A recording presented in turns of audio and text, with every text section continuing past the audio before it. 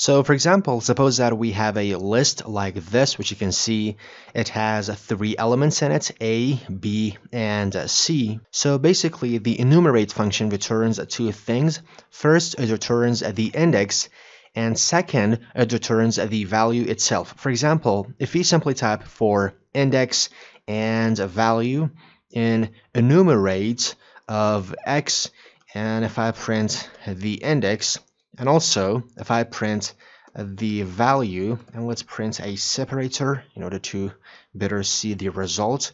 And if I run the code, you can see it loops through each element in X, and it returns 2 values, the index and the value.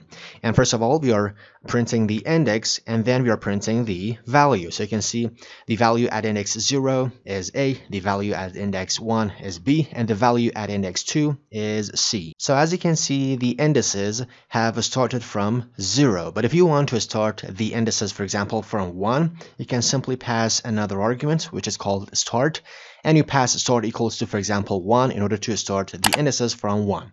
So if I run the code, you can see now the indices have started from 1. Now I really suggest you to watch this video, which is on the screen now.